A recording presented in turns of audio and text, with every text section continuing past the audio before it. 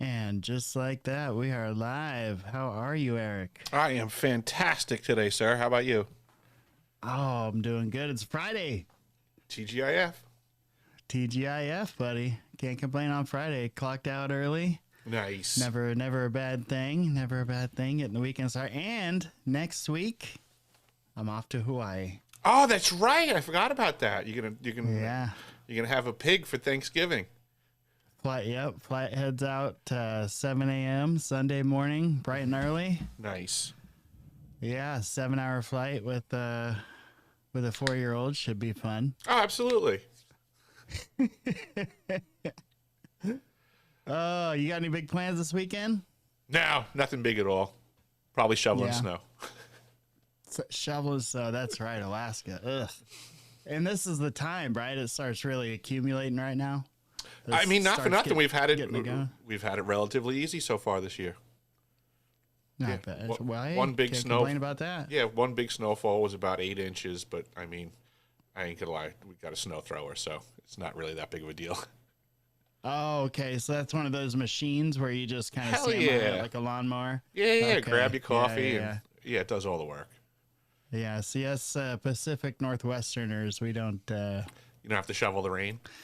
No need for. I mean, unless you're in. There are some areas in Washington that get pretty heavy snow year round. So, well, close to year round. So. But anyway, yeah, we're doing this space today on PSY-OPS. Super interesting and pertinent topic. Yeah, it's really weird how, because you had pointed me to that Y-Files episode that just dropped. What was it, a few days ago? Yeah, I think it might have been yesterday or the day before. Okay, it might have been a few days ago, actually. I'm sorry, because I clipped it, so I forget exactly when it dropped. But it was within this week. I had no idea. And I did a PSY-OPS thing, right? And a whole thing on PSY-OPS because Chase Hughes was on Sean Ryan. And that was kind of what they were covering also. Right. And he references Chase Hughes. And I'm like, oh my God, talk about synchronicities. So I'm not going to shy away from a synchronicity. I'm going to lean into it. Right. And I think what I want to do really is kind of start a class. You know, we got our deciphering TV project coming up, folks. And I've been thinking kind of big picture programs and things like that, because can have a lot of space and time to fill. And one thing I've been thinking about beyond the little sneak peek project I shared with you earlier was, and it kind of ties into that, was ops, right? Was how social media is the battleground, and it's where the conversation is taking place. And so, of course, it's where they're going to try to control the conversation. Yeah. I was saying something in the chat yesterday or today. Like, I remember, you know, when the internet was coming out, you know, like before it was coming out, but they were, you know, giving us a heads up that it was coming, right? And I remember there being, like, you know, newspaper front page headlines that were, you know, marketing to us that it's going to be the information superhighway. And I would say that's close to an accurate title. I think what we've experienced is the disinformation superhighway. God. And we've lived through this evolution where it's almost like we've seen it. There was a time, folks, believe it or not, when you could type in a search engine. At that time, I think I was using Yahoo, and you would look for a fact, right? Like, hey, how many people live in Zimbabwe? And it would return that information, right? It would come back, hey, here's a couple websites. The population of Zimbabwe is this. Now, hey, what's the population of Zimbabwe? What kind of results are you going to get?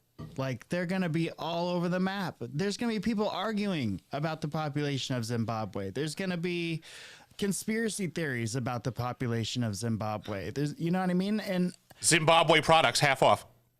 Exactly. And not to knock Zimbabwe, okay? If you're from Zimbabwe, you're watching the show, thank you very much. We love Zimbabwe, okay? But I'm just using it as an example. Like, they can control everything we're looking at now because that's what we're looking at, right? And I kind of made this point in the last space, was that you're participating in this whether you want to or not.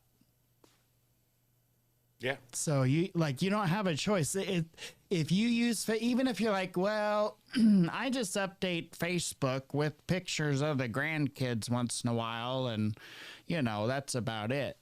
Okay. You're on Facebook. You're on social media, which means they have all those things that you agree to when you sign up for that app. And you read those, right, Eric? Oh, yeah. Every syllable. And I'm completely agreeable, obviously. That's it. You're like, I just want to hear music, and they have a 68-page user agreement. I have no problem with somebody turning my camera on and microphone on at their discretion to make sure that they get me the most appropriate ads. Yes, and that is what we're doing, folks. That is what we are doing. And if they want to share it with third-party people that are exclusively using it for my benefit, I mean, yeah, how could that possibly be to my detriment or used negatively? Yes, exactly. And I think I turned into a psyop now, Gabe. What's going on? We're all doing it. Is this contagious? We're all doing it. Yeah, it is, because it's like I said, it's in all of our, unless you're rocking a flip phone, which, hey, props to you if that's what you're doing. But unless you're rocking a flip phone, it's all there. It's all in your pocket, and you're walking around with it voluntarily. And now with these guys, we got the wearables, right? Oh, Jesus. So now they got you. They got you, Gabe. Everything I do. What's your heart rate? What's your respiratory rate right now? They're gauging it when you look at something. It knows what you're looking at. It knows your reaction. Is Gabe excited? Is Gabe agitated? Right. Did Gabe? Right. How many seconds passed before Gabe clicked on this link for an ad for a discount on something that Gabe's interested in? Yeah. How can we tighten up that ad so that he clicks faster? Right. And we're willing to give these things. Obviously, I am willing to give these things up for the cool part of it, right? The gadgetry part, the fun part.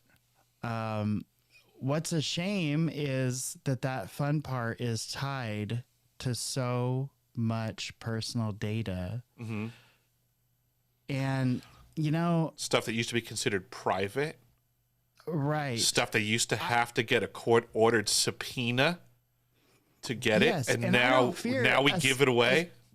Right, and I don't feel like, especially Apple, right? When they got subpoenaed for a way to hack their phones, they're like, "No, we're not. We're not doing that." Right. Well, you don't want to help find terrorists, and they're like, "That's not the case." So like it's not. Yeah, but at least they're not signing a terms of service that that they had already volunteered it away, unlike the people utilizing the technology created by them. Like me. Yeah. So they had it wasn't necessarily the company in that case, because what they did is they found some way to get into that phone. And the data was there. So the problem isn't necessarily the companies providing the service always. The problem can be people hacking that data and getting that data. And we all know the government would never misuse our data. Although there was that one guy, something Snowden, I think he had reported on maybe the government listening to phone calls they shouldn't have been, or something like that, right? I believe there was something in that regard. Something about that. Yeah, something about listening to like all of America's phone calls. Was it Eddie Van Snowden? Eddie Van Snowden. I fucking love Eddie Van Snowden, by the way. God bless that man. God bless that man. And you know, the thing about Snowden is he didn't just do what a lot of these yahoos do and just put everything out there. Like, he actually thought it through. He got what he believed was a responsible journalist, and he's like, hey, I don't want anybody to get blown up because I'm leaking this, you know, information. So you all need to vet this because we don't want to put anybody at risk. But Americans still need to know. And that guy's still wanted, isn't he? Yeah. Oh, absolutely. He's still out on the lam. Yeah. Mm-hmm. Yeah. And for trying to help this country a service. Yeah. Yeah. What they were doing was illegal, and he ratted them out for it. And I mean, technically, that's doing the right thing for we the people. Technically, yeah. But they got him technically. Yeah. Heaven forbid people have morals nowadays. Right. What's crazy is in the military, you do have to follow orders, but you do not have to follow unlawful orders. Right. Or technically immoral orders. Well, then you're getting in a gray area. I understand that, but that, I mean, when I was in like that was actually clarified. Really? Yeah. Like if it was illegal or immoral. Yeah. You know, to a point. With I mean, us, it was just legal. Like, that was it. Mm-hmm. That was the line. Mm-hmm. So that's interesting. And we both went through. Well, I was Army. What you were Navy, right? Yeah. Okay. So yeah, I guess we had morals in the Navy, Gabe. No, I'm just kidding. Yeah. No, it's true. It's true. You ever hear the joke about the Navy guy and the Army guy that go to the bathroom? Nope. Sounds like a plumbing joke too. There's an Army guy taking a piss at the urinals, and Navy guy walks in, goes piss, and Army guy wraps up and goes to leave the door, and the Navy guy turns around and goes, hey, you know, in the Navy, they teach us to wash our hands after we take a piss. And the Army guy goes, well, yeah, but in the Army, they teach us not to piss on our hands. Oh, good point. It's an old one. Yeah. It's an old one. It's a classic. Uh-huh. But yes, there's a lot of funny jokes between the services, folks. If you absolutely. It's all in good fun. Mm-hmm. One thing we haven't done, well, I'll get into that later. So back to the subject at hand. Of all the projects I've thought about doing, this is the one I'm really excited about, because what I would like to do is kind of present this as almost a training, right? So we're going to talk about what is a Army training, sir. Army training. Yeah. So we're going to talk about what a PSYOP actually is, how to avoid falling into a PSYOP, signs that you're in the middle of a PSYOP, and what to do if you think you're being manipulated in that PSYOP. Excellent. Some of the most common PSYOP techniques that you'll encounter as well. So we're going to cover a few things, and this is just going to be an introductory sort of, I hate saying class, conversation, right? This is of many. How about the word familiarization? Familiar, exactly. Yep. So, I mean, this is a broad stroking overview. And as we have further conversations down the road, we're going to get into like the history of it. We're going to get into actual real life operations that we've seen, and how those tie to some of the indicators and things we talk about today. And application. We're going to look at actual application of it, possibly in real time. So I think it'll be a lot of fun. I'm really excited about this project. And so, yeah, welcome y'all. If you haven't been here before, make sure and share the space. And if you're on the YouTube, subscribe and like and all those fun things. Well, you should tell them where to specifically. So you're with Gabriel Speaks because we're technically simulcasting. Right. So, oh my God, I totally didn't think about so that. we have combined audiences here. So if you're from the Deciphering.tv audience, make sure you check out Gabe at Gabriel Speaks, both on his YouTube page and on X. Look at you knocking it out. That's awesome. And if you're on the Gabriel Speaks side of things, make sure you go to Deciphering.tv and also at Deciphering.tv on X as well. It's Eric J. Hecker at Deciphering.tv on X. Okay. And then the website Deciphering.tv, of course. There we go. Because teamwork makes the dream work, folks. And this is how we fight the PSYOP. We the people can overcome by working together and breaking the matrix. That's right. That's the main thing is if you're watching this and you have something good to share, please throw it in the chat. If you want to DM me, send me a personal message, talk about anything that you're worried about, concerned about, that you want to point out. That's what this is all about. This is sharing with each other to stay aware, because it's very clear that I showed up late to this party on UFOX, and that there have been some bridges burned, and a lot of that probably has to do with these psychological operations. Because the thing is, somebody doesn't have to talk to you directly to be pulling off a psychological operation on you. They just have to know you. That's it, really. So if someone in the UFOX community was getting close to the truth or some kind of answer, and it was someone's job monitoring all that to keep them away, Eric, what do you think they would operate on U.S. citizens? Oh, absolutely. Yeah. Mm-hmm. Yeah, I read over the documents that you're going to go over with the audience today, and I think this is a great intro or familiarization to the problem. There's a couple of things in there that I would say, in my experience being here on X and in the spaces, are, for lack of a better term, weapons of this activity that are wielded with great frequency. Oh, yeah. Yeah.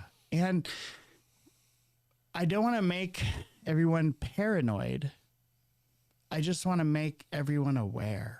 Yep. Right. And because a lot of this is about slowing down, taking a breath, and analyzing the situation that you're in, because that is actually one of the key tools. Can we monitor your respiratory and circulatory rate and display that for the audience as we go through this?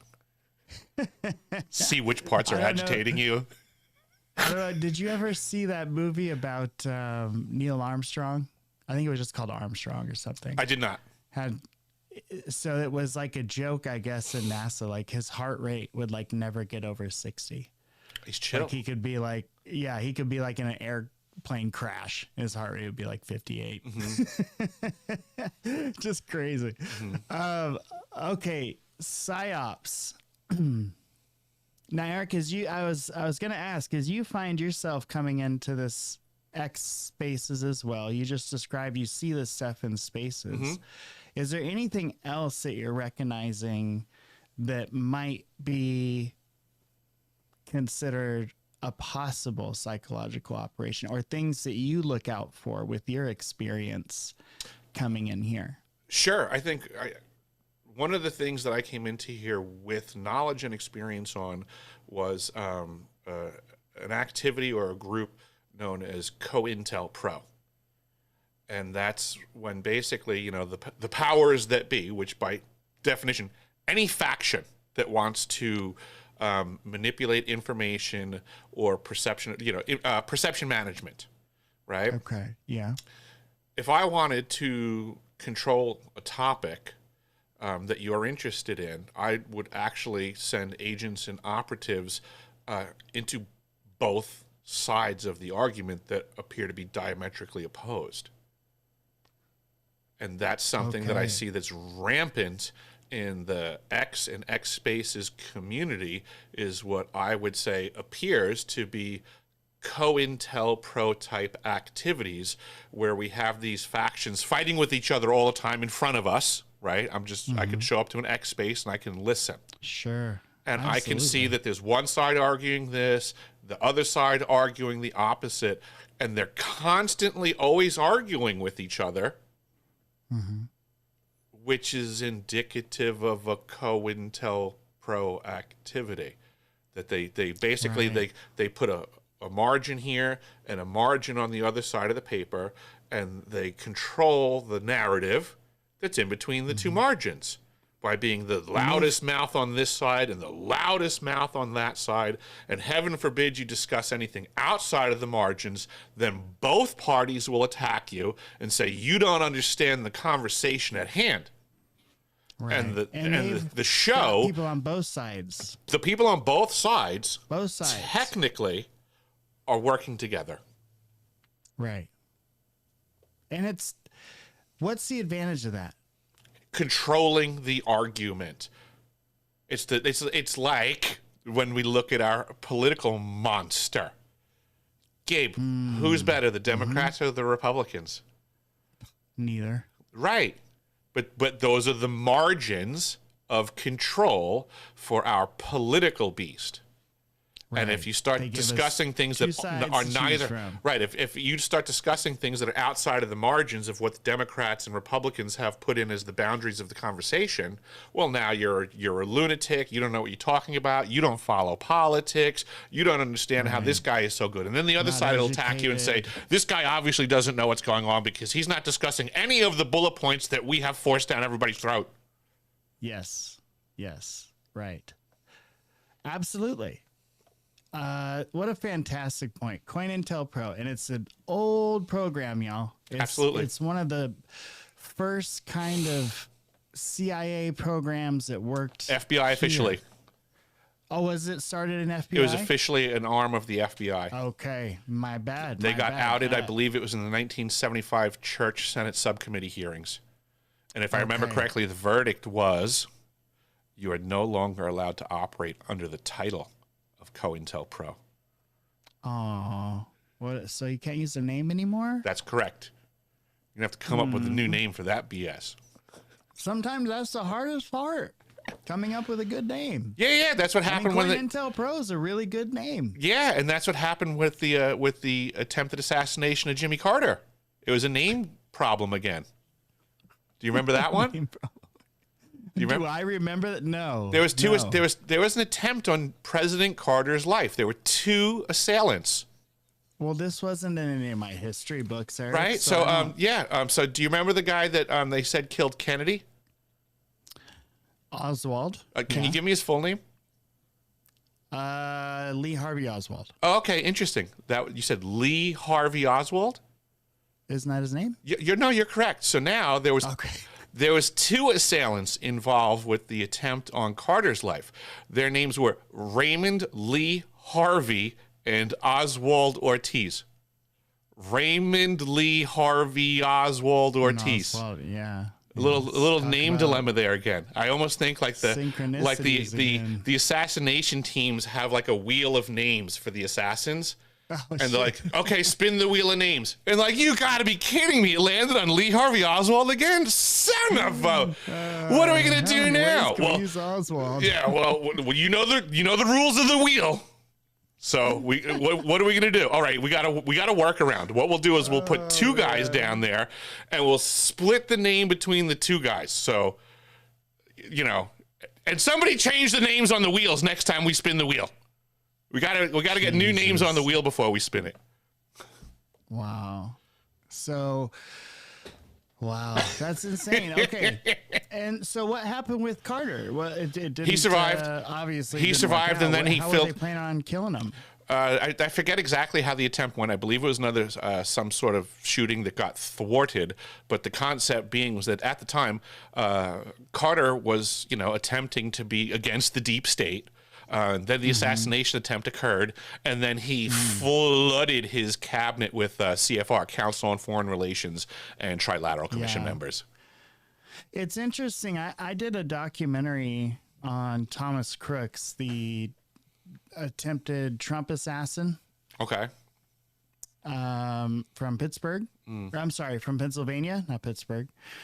And just last week, Representative Burchett said he thinks that Thomas Crooks was a operative, that he was Get out of brainwashed. here. No way. Wouldn't it be weird if the next assassination attempt, the shooter's name was Crooks Thomas? Oh, I wouldn't be surprised, Eric, to be honest. We're like, oh, here we go. Okay. Of course.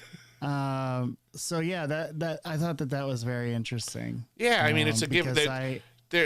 This is all a con job. They have that video buried in the algorithm. It gets no views. Like it's just buried. And I haven't done really. It's funny what videos get a lot of views and what videos don't.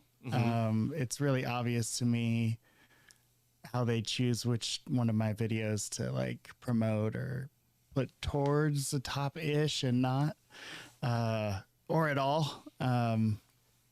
So yeah, I think that's obvious to a lot of streamers that have been doing it for a while. Yeah, if you're a content creator, you understand the throttle, or I should say the brake that could be applied, the throttling. Yes, it's very real. Okay. All right, folks, what is a PSYOP actually? So we say the word, we say the name, PSYOP. What is it? Well, a PSYOP is an operation that's designed to influence the way that you think, feel, or do. It uses emotions as the primary weapon. So we were just talking about emotions a couple minutes ago. Emotions are the primary weapon of psychological operations. Just like if you can hear my dog bark right now. He's very sad. My emotion is getting... So this is why we need to have your respiratory rate and heart rate up right now. So, son of a dog.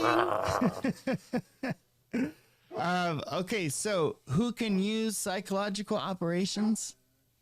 Anyone can use them, y'all. Governments, agencies, corporations, activists, coordinated online groups. Imagine that. And what's the goal? It's to steer your behavior without you realizing it. So I'm going to. We were just talking about that Wi-Fi. I gotta quiet this dog down before I really do lose my mind. Why don't you be like that other guy that I saw on the internet that shocks his dog on air? Did you see that guy? What? Yeah, he No. caused outrage like a month or so ago. Like the dude was a straight up lunatic. Like the dog like has to sit down on the ground next to him during the show, and if he like moves or make a noise, the guy just straight up is like, like yeah, No. yeah. People went bonkers, which I appreciate, but like this is the level of lunacy in the world. What a piece of garbage. Exactly. Yeah, go kick your dog in the nuts right now, live on air. Actually, it sounds like he's calmed down, so I think we're good. Okay. Okay, so I'm going to continue then. So that's what a PSYOP is. All right, it's an actual operation. We're not talking about propaganda. Okay, that's a totally different, separate thing. This isn't propaganda. Yeah, I would say propaganda would be an aspect of PSYOPs potentially. Sure. An aspect. Yeah, absolutely. It could be one portion of it, but. Nobody cares. Everybody loves animals. Really Nobody's bothered by your dog barking. Okay. I think it's great. All right. He's commenting. So it's like hecklefish. Oh my gosh. Hold on just a moment. Just one moment, folks. This is why live streams are fun, right? Okay, I'm going to play this. This is from the Y-Files, and I'll be right back. 4 out of 5. Critical details were hidden, like the fact that the letter was organized and signed by Peter Daszak. His organization, EcoHealth Alliance, funded research at the Wuhan lab. He did not disclose that, but his emails prove it. Financial gain, 4 out of 5. If the lab leak was true, funding for gain-of-function research would be at risk. So the Natural Origin is Settled Science campaign scored 70 out of 100. That's a PSYOP score. But now score the other side, the lab leak. Those supporters said the lab leak was obvious. Anyone who denied it was a shill or an asset for the Chinese Communist Party. Authority overload, 5 out of 5. Politicians and commentators were saying settled science before any real investigations were complete. Tribal division, 5 out of 5. They made it a political issue. And by the way, that's how I knew COVID was a PSYOP from the start. Anytime you see an issue politicized that initially wasn't, it's probably intentional. Remember, at first, all we cared about was a cure or a treatment, but we needed to know the origin of the virus to fight it. But suddenly a health issue became a political issue. Okay, so we did have to go a little bit ahead because I had to quiet the dog down, folks. I apologize for that. He's talking about that NCI. That is a score that from a system that Chase Hughes developed. Are you familiar with Chase Hughes? Only vaguely. I just saw that he was on the Sean Ryan show recently. I've yet to watch the episode. I did watch this episode that the Y-Files pulled some info out of. I'm very interested in taking a look at it, but it's oddly somebody that I've been engaging with on X for a little bit. And I don't want to say like engage. Really? Like I feel like there's been some communication back and forth between he and I since I've been on X, but like messages or just like posts and stuff. I can't recall. I have to look back, but it's I feel like I've had some slight communications with him, but had no idea who he was. Yeah. Right. So like when I saw him pop up on Sean, X, right? when I saw him pop up on Sean Ryan, like immediately I was like, oh, I'm friends with that guy on X. I think we've chatted, but like again, I haven't looked back into the records, so to say, to find out about what. So he has a program. All right. So first off, just to establish a little bit who he is, we're talking the guy that's so good at intelligence, the government can't afford him, right? They send their guys, they contract him, right? They'll send their guys to him to learn how to do the trade, essentially.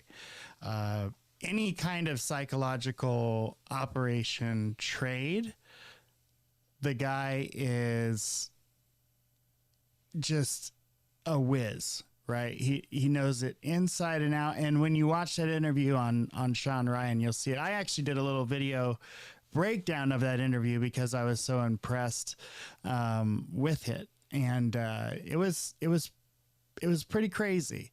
But he has a program that he will sell online. He'll sell it to you. I think it's like $750 or something like that. It's an entire program about psychological operations and more. And we can't use his stuff necessarily because it's behind a paywall, right? And it's copyrighted. But we can say this is sort of what it's like. That's, oh, hang on. Let me get the other screenshot here. I think that was the wrong one. It looked to be correct. Did it? Hang on. Yeah, it was the detection checklist. Okay. Yep. Very good. Okay. So this is the detection checklist. All right. So this is a NCI style PSY-OPS detection checklist. Number 1, check the source. Is the source anonymous, vague, or unverifiable? Almost every post that you see on social platforms, right? I'm sharing this. Look at this video that was released. Released by who? Right. Just circles and circles. Yeah. Yeah. And it's almost a microcosm of what the UF community used to be back in the day, where it was the same type of circular reporting, but it was more spread out because, you know, you didn't have the internet. You had conventions and you had books and things like that. So you would see this stuff happen, but it would take time for it to develop and you couldn't really put it together. Mm-hmm. Now we see it happen at the speed of light. Mm-hmm. It's insane. Does the story rely on authority instead of evidence? Cough, cough, Abbey Loeb. Cough, cough, Gary Nolan. Cough, cough, the entirety of UFO disclosure contemporarily. Credentials, credentials, right. credentials, zero actionable intelligence. Right. No evidence. Yes. Yes. I shouldn't say no evidence. Crap evidence and lies, even worse, from the authorities, right? The credentialed folks put out crop circle images, first claiming them to be UFOs, put out images that they call aliens, but it turns out they're unfortunately deformed dead children. Yeah. Right? This is the horror show of the PSYOP of disclosure. Yep. It's insanity. And now here's the thing. When Chase made this list, he wasn't thinking UFOs. Understood. He wasn't thinking UFO Twitter, right? This is all encompassing. This is just PSYOPs. Right. Yeah. PSYOPs 101. You got it. It's encompassing. It's all groups. All, if you were in a group that they thought you were a possible terrorist, they would use this stuff on you. If you were, in a group, some kind of extremist, any reason they would need to use a psychological operation on you, these are indicators. I think there was a book back in the day, I think was called None Dare Call It a Conspiracy. And I feel like we should just swap out the word, like none dare call it a PSYOP when everything's a damn PSYOP. How dare you call it a PSYOP? And I really want to go deep into learning this checklist system that I came across from the Y-Files, but I learned now came from Chase. I feel like we should just have this on our desk constantly, not remove it. What checklist? Yeah. But yeah, I feel like this is something that we should just have at the ready for everything all the time. And the split second anything comes out, we just run it through the checklist in 2 seconds flat.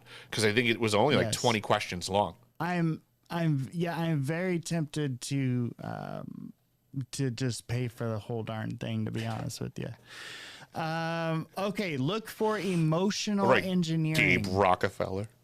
That's the big one, right? Emotional engineering. Yes. Does the narrative push fear, outrage, guilt, or urgency? And I think that's something we see rampant in the social platforms, is plucking at people's emotional heartstrings and just that, getting a rise out of them, getting them agitated seems to be a constant. victim baiting all over the place. I'm a victim, feel badly for me. All of that stuff. It's all emotional shenanigans. I'll be completely honest with you. And, call me Gen X, call me a Long Islander, call me a plumber, whatever your situation is. Whenever somebody says that I offended them, the first thing I think of is good. And then I want to laugh. Like as if I care that you're offended. Like seriously, like that's what if you're gonna say, I don't like what you said, you offended me. Like in my notebook, I'm like, mental note, that's how I piss you off if I ever need to in the future. Duly noted. There you go. Yep, there you go. Because it's an emotional, because the power of emotions. Right. Right. You understand that if you can make someone emotional, you can derail them from anything they're doing. Right. And to me, it's silly to openly admit those things because now you're clearly identifying your triggers to people. Oh, yeah. Like, so again, like we were saying on the front end of the conversation, like there's certain aspects of yourself that you should maintain privacy over. Yes. Don't display your emotional triggers to people. Yeah, the crying on social media posts. I don't know where that came from, but you probably shouldn't do that. Or any other, the real angry posts or any kind of extreme emotion that you're demonstrating. If someone wants to fuck with you in the future, you've just given them some ammo. Yes. Don't load the weapons of your enemies, folks. That's right. That's right. Are you being rushed to pick a side? That's a big one. Yep. Right. We Huge. see that in UFO-X and probably any spaces, really. Constantly they bring up topics. Is it them or me? They bring up topics and then instantaneously people who have not given their thought on the topic themselves will then immediately turn to you and go, what do you think about that? What do you think about that? Right. I see that all the time. Here are a list of terrible things that person has done, and that excuses the terrible things that I have done. So whose side are you on? Right? So anytime you're feeling rushed to pick a side, don't rush me. Right? I don't know. And in fact, I don't even have to pick a side. All right. Spot asymmetry in information, meaning are key details missing, redacted, or inconsistent? An example of this would be the Democrats just releasing a couple of emails saying they involved Trump and Epstein, and then redacting Virginia Giuffre's name, who we already know. I was even thinking to that same list, or are they actually just straight up incorrect? Sometimes information is put out that people may lack experience or understanding of, so that they push an agenda, they present it as the truth, and the audience isn't really already in a position to argue. So I think great liberties are taken in pushing out just straight up incorrect information. Oh, yeah, that's a great point.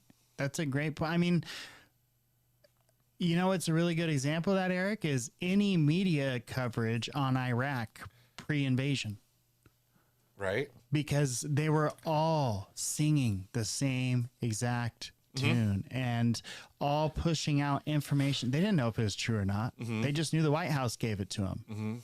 Weapons of mass destruction, Gabe. Yeah. We gotta find them. WMDs. Didn't matter if it was true or not. Yellow cake. White House said it. Yeah. Yeah. It was great. We didn't want the proof to be in the form of a mushroom cloud, I think is what. And they were pumping fear several times. Yes. Back to a few lines above, the emotional reaction.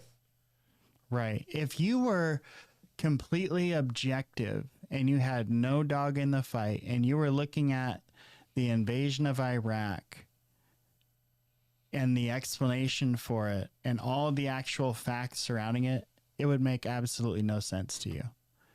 Because it made they tied it to a terrorist that had nothing to do with Iraq. So whoa, well, Gabe, that's how good they are. We had the passports, Gabe, remember?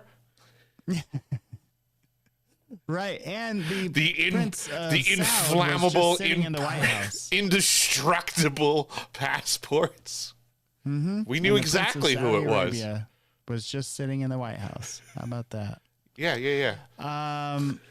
Does the narrative avoid the who, what, where, when, why, the important shit? Right? Don't worry about why we know, why we know there's UAPs in the air, why we know that they come from another dimension, why we know that they're demons, why we know whatever you say we know. We just know. How do you know? We just know. How do you know? Well, if you read this book, this one person said, okay, so you don't know. You haven't had a personal experience. Yeah, pretty crazy. It's more like what they want you to know versus what they do know. Yep. Trace the benefit trail. Who gains power, money, or influence if you believe this? That's pretty straightforward. Who gains nothing or loses by the truth coming out? Check for repetition across platforms. Is the same phrasing echoed across media at the same time? Do influencers suddenly align with identical messaging? You also want to look for behavior mismatches. Do actions contradict claimed motives? Are spokespeople acting rehearsed, evasive, or overly polished? Evaluate transparency. Are questions welcomed or shut down? Does the narrative punish skepticism? Oh my God, does it ever? Right? You don't get to go to that exclusive dinner. You don't get the invite to the exclusive release of Age of Disclosure. You don't get to go to that certain space where everybody's chatting, whatever it is. Examine timeline pressure. This is a big one. Are you being told time is running out? Act now or don't wait to investigate. 2027. Remember? Remember 3-Eye Atlas? If it didn't come on, Avi Loeb said if it didn't come on the other side of the sun, it meant it was a spacecraft. But now that it's on the other side of the sun, he's totally changing his story. How's that work? Oh, they're changing it. Move that goalpost. Moving that goalpost. Does the story create a simple villain or a one-note enemy? Oh, so much of that going on. Right? And this is scapegoating patterns. So much of that goes on. Is complexity ignored to push a single emotional target? I think that happens all the time. I see so many people trying to, they say Occam's razor all the time. Whatever the simplest thing, must be. Like people go to this all the time. But the simplest answer comes only after the application of Occam's razor. It's not a result, it's a process. So people screw this one up all the time, right? The idea of Occam's razor is that all possibility is on the table always, okay? And then you take Occam's razor and you take a slice off of all of that possibility, and then you look at that thing and you assess. And if you can negate it, then you can throw it off of the table of possibility. But now you have to keep doing that. You have to keep applying the razor, looking at every possibility, assessing and negating, and reducing it to all things that remain as possible. Okay? Right. People just want to, instead of assessing all of the possibilities with great scrutiny, What they will simply do is look at all possible things on the table, apply no discernment, and then look at what the simplest thing is and say, Occam's razor. That's got to be it. And it's like, no, that's not how this works at all. You've done zero due diligence. You've put in no effort to divide out what is impossible. They just look at all possibility and pick the simplest thing, which is not how it works. And we see this all the time, is people just immediately jump the gun and go, well, it's got to be the simplest thing. Occam's razor. Yeah. All right, zero labor effort putter inner. Well, my retort to that sometimes is that how many times in your life when there's an eventful thing, how many times was there zero thought put into that? You mean like when I'm observing an event? That was a terrible explanation. Let me try explaining it this way. So, let's say I get arrested. Mm-hmm. Okay. Let's say I get arrested for stealing a pack of gum. Get arrested for stealing a pack of gum. Now you look at that from the outside, and it's Gabe got arrested for stealing a pack of gum. What a jackass, right? But if you're looking at it in my shoes, there's like this whole story and this whole universe that happened that led up to me stealing that pack of gum, right? That's way more complicated than just I'm a piece of shit for stealing a pack of gum. I think it's more complex than that. I think it's more complex than that, yo. And that's what I'm saying is like, if they're trying to make it sound like it's simple, that's an indicator. Because how often are big things simple? Right. Very correct. As they try to force people into the simplest answer with great regularity also. Because I think they're taking advantage of character flaws, and they know that people don't want to do the work, that they're for the most part lazy, and they will take the answer that they're given versus having to engage the labor to get the answer that's accurate. Yeah, absolutely. And what I'm hearing on this Age of Disclosure documentary, the New York, I can't remember if it was the Post or the Times, wrote that so they try to make you feel like a chump if you don't believe in aliens in this movie. But there's still no new evidence. And then they said the only chump is the ones that paid to see this movie. That's the way I'm looking at it, because I am not a betting man, Gabe, but I would have bet good money that zero actionable intelligence came out of this production. What? Right? And this is I've only seen a fistful of comments on the social platforms today of people that have observed this production. And from those comments, it's confirming that I would have won the bet, that there was nothing new provided by any of the statements in the Age of Disclosure debacle, pseudo CIA funded, piece of disinformation. And I'm not surprised at that at all. Me neither. I predicted it, expected it, and would have bet on it. Yep. Okay. But watch how the COINTELPRO operation functions over the next few days in regards to bickering about the value thereof. Oh yeah, I'm sure we're gonna see some fun spaces. Yeah, we're gonna hear stuff about, well, they moved the ball. It's good because they moved the ball, and people fail to realize that. Step closer, right? You can move the ball in a game. It doesn't mean you're moving it towards your goal.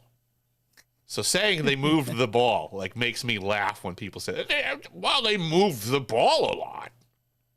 It's a tough one. It's a tough one. And it's, you know, Dan Farah was out there.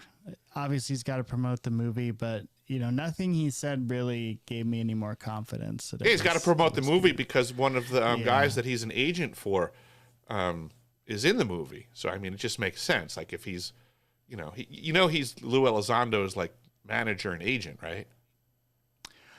I don't know what's going on there. Yeah. I thought that was the lawsuit. I thought Elizondo was... Well, because it was just there was or threatened to sue over that. Because my understanding was there was an actual lawsuit. I but couldn't it's find also anything on the books. Fair enough. That's why I said it's my public. understanding. I didn't look into it. I'm going off of stuff that I saw other people that makes present. me think it was a threat. But then I also saw plenty of people, if I remember correctly, dark journalists who I very much respect his research.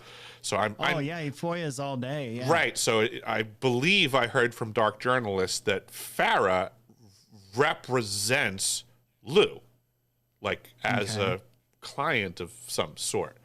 So like it was some kind of managing, like talent management, or something. Correct. So. Yeah. So of course he's going to promote the film. A couple of those folks reach out to me. I'm just going to let y'all know right now. Stop. I don't want management, talent management. I'm good. Stop. Anyway, okay. Gabe is going to get his modeling career going all on his own. He needs no management. So stupid. Okay. Here we go. Where do we leave off? Scapegoats. Check for impossible coincidences. Are lucky breaks, perfectly timed leaks, or unlikely events stacked together? That's an interesting one.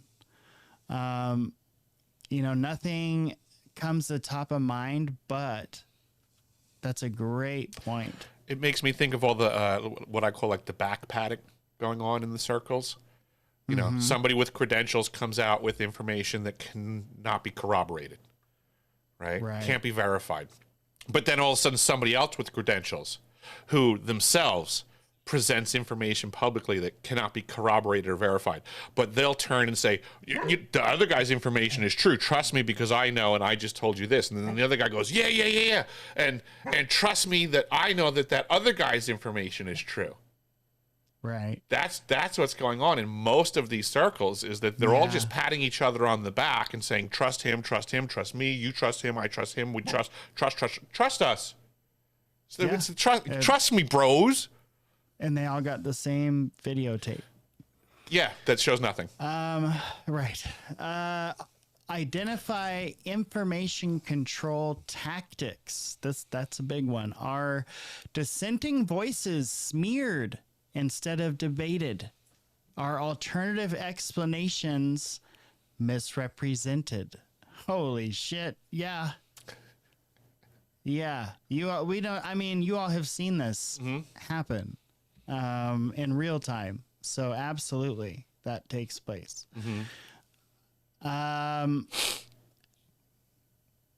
Assess internal consistency. Do early claims contradict later claims? Cough, cough, Abbey Loeb. Does evidence keep getting updated without transparency? Yeah, that's can it be evidence if it keeps getting updated in the first place, right? Check for manufactured consensus. Does it feel like everyone suddenly agrees? Yeah, from the backpatting committee, once they get a crew together, and then all of a sudden you get the updated information, all of a sudden all of the backpatters chime in. Yup.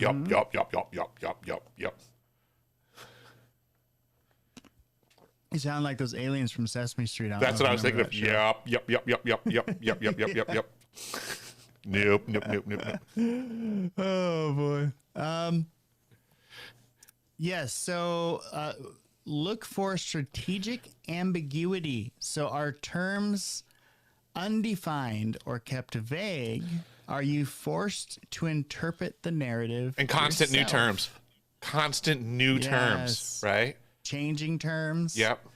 UFOs, UAP, Yep. right? Aliens, NHI, terrestrial, extraterrestrial, interdimensional beings. Popular one, demons. Right? There's the new one.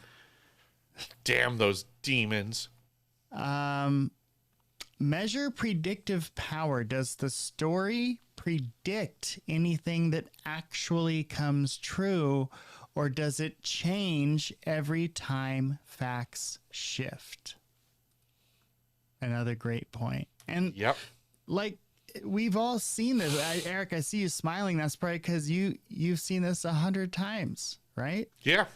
I just watched a video before we went on air with Clayton Morris of Redacted, whom I like. I've been on his show a couple of times or so now. But he just had on Brad Olson, who's like, my Antarctica arch nemesis for, the topic of Antarctica. And Brad keeps moving his information around based on me countering it as BS. So I lived at the South Pole Station. He claimed there was a hole at the South Pole Station. I said, there's not. And then he moved the hole over here. And then I said, it's not over there, and I can prove why. And then he moved it. Well, now it's over here.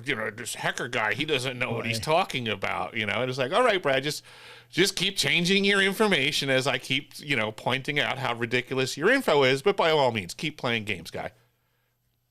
So why, when you see something like that, do you think PSYOP or just a dumbass? I think he's a PSYOP, to be completely honest, from my years of experience. At first, I just thought he was a rich tourist that was trying to opportunize on his ability to afford a cruise to Antarctica. I mean, lest folks forget, he owns a publishing company and writes books. So this is Brad guy does. Yeah, Brad Olson. So this is bread and butter. Okay.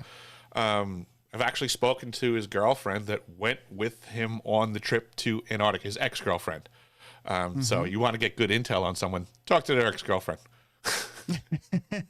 Want to hear some truth? That didn't work out for the Clippers owner, did it? Yeah, right. So basically, she stated that he absolutely was like, honey, we're going to take this trip to Antarctica because then we can corner the market on the conversation. Well, okay, sure. Understood, right? He's a book author. And from what my understanding is, he loves to harp on there being this hole at the South Pole Station in Antarctica.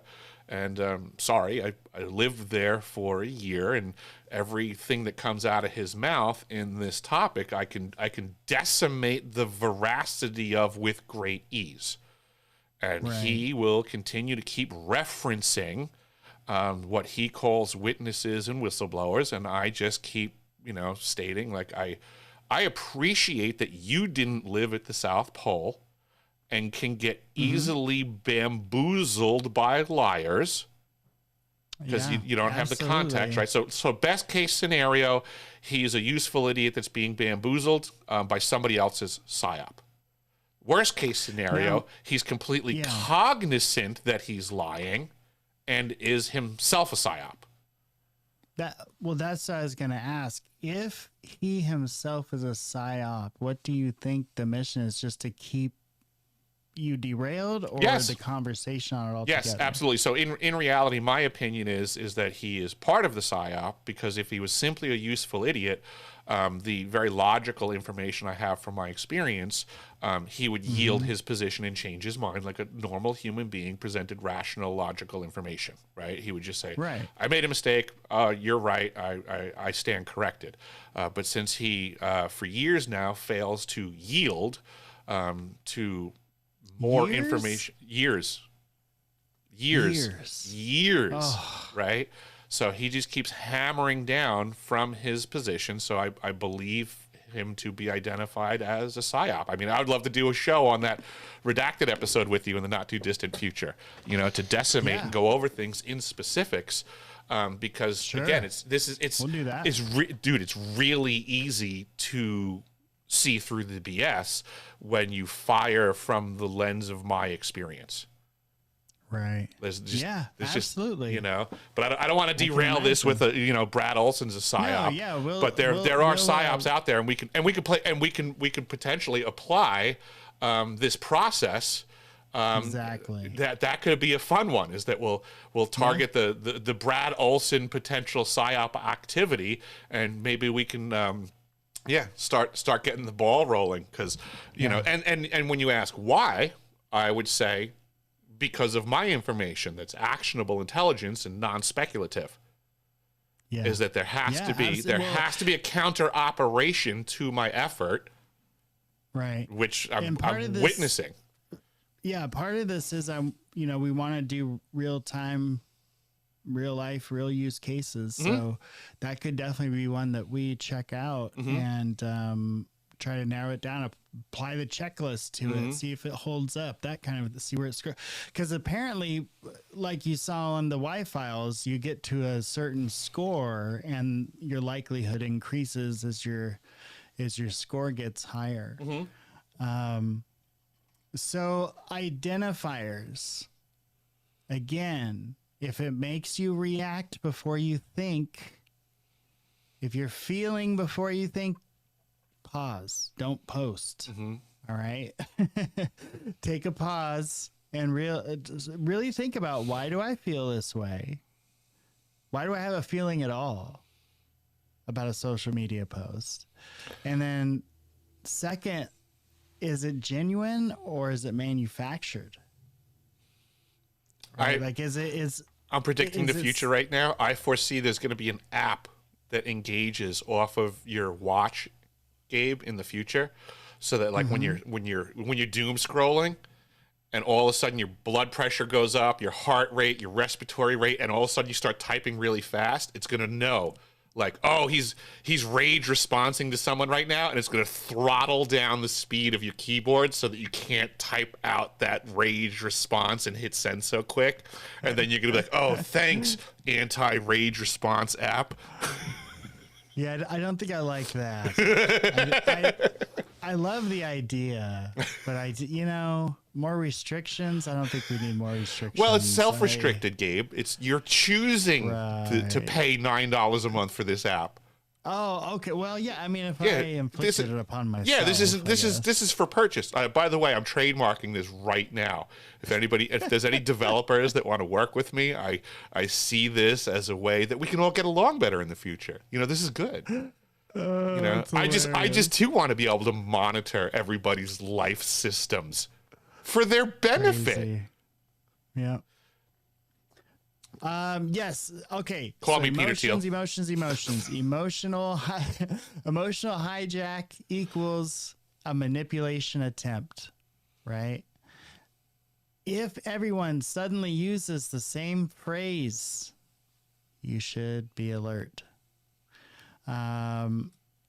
Anonymous accounts repeating the same story, that's called a signal. If there's urgency, but it seems like it's manufactured, that's a classic psyop, right? Like that's how they get you in the door, is that feeling of urgency that you've got to move, you got to make a decision, you got to figure this out now, you can't wait.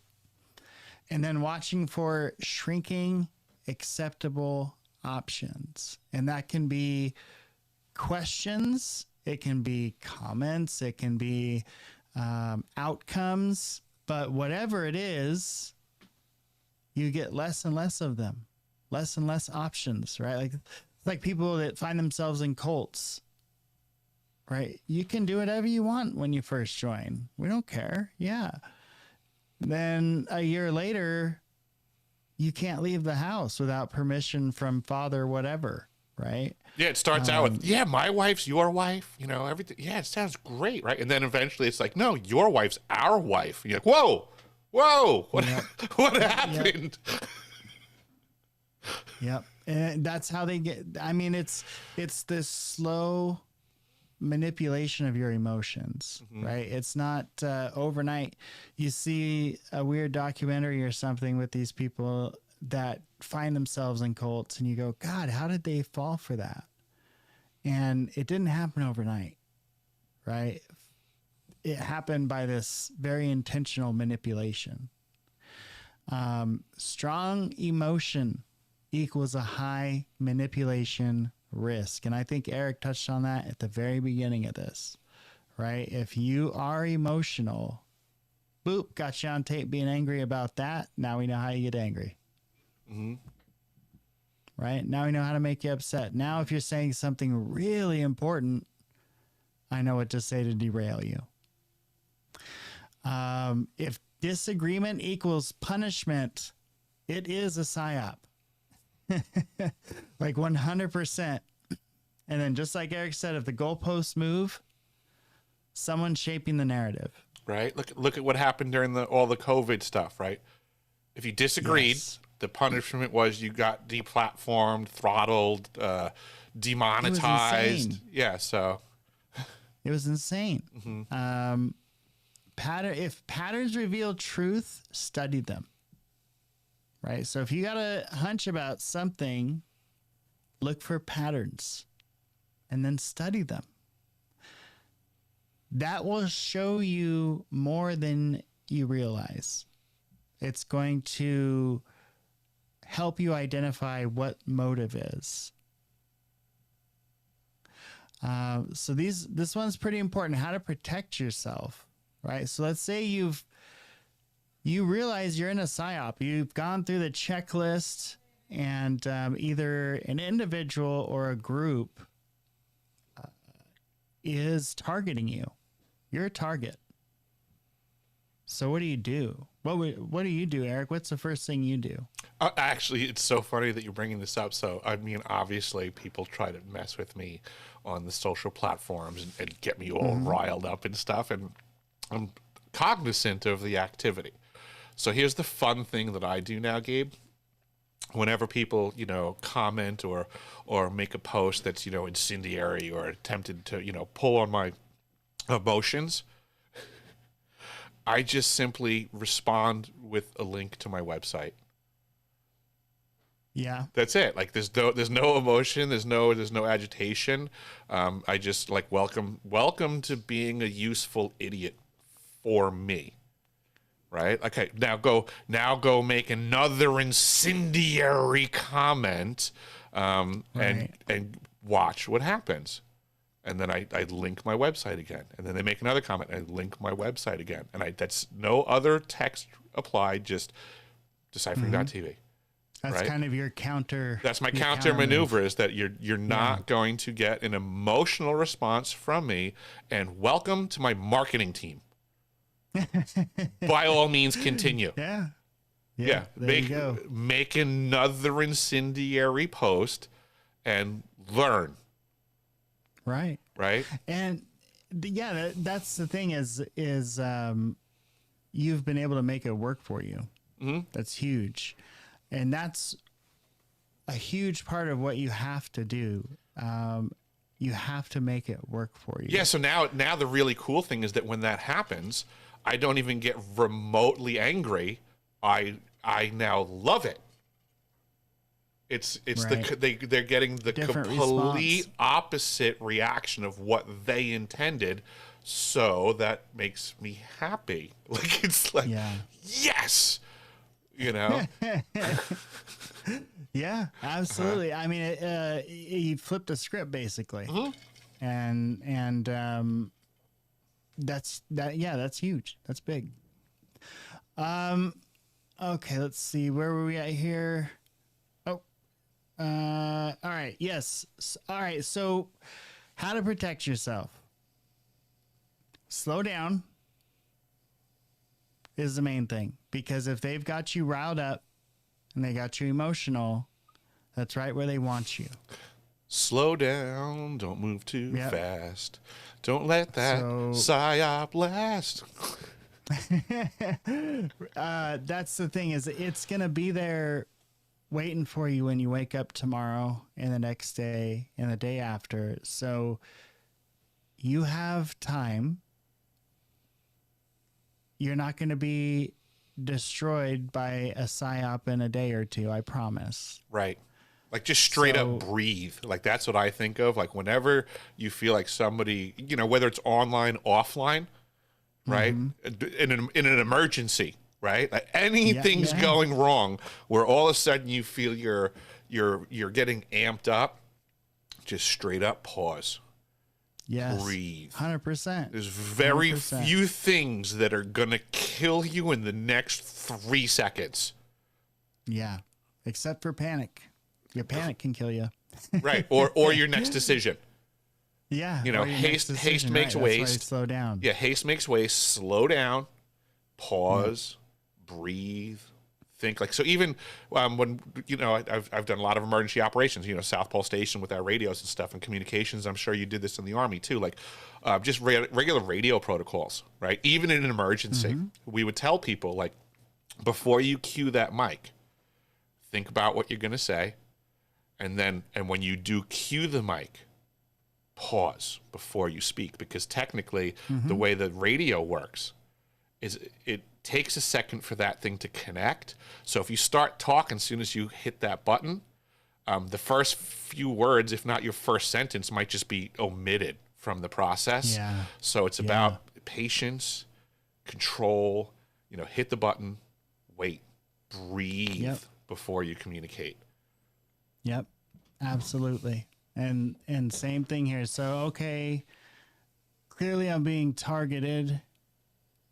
I got to take a step back, slow down, not be immediately responsive, right? One of the worst things you could do once you realize you're being targeted and you think you know who it is go, I got you. You so-and-so, you've been targeting me because X, Y, and Z.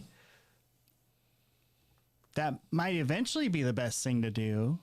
But right now, in these early stages, you've just found out. If you think you know who it is, hold on to that. Absolutely. But wait, slow down. Check the source. Look for incentives. Compare across multiple viewpoints. Maybe you're seeing something because of your biases, right? That's not really there. The most important thing, never let not just fear dictate how you feel, but don't let it dictate your worldview. Why do you think these leaders get on the microphone and they're constantly trying to make us afraid of shit?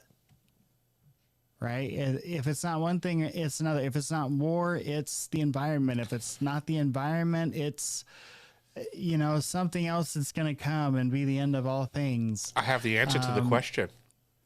You asked, why are they always trying to make us afraid, Gabe? Are you familiar with the movie Dune? Oh, yeah. Yeah. Love that movie. Right? So here's why they're always trying to make you afraid. Because fear is the mind killer. Yeah. If they can make you afraid, you're basically not thinking at that point. You're reacting.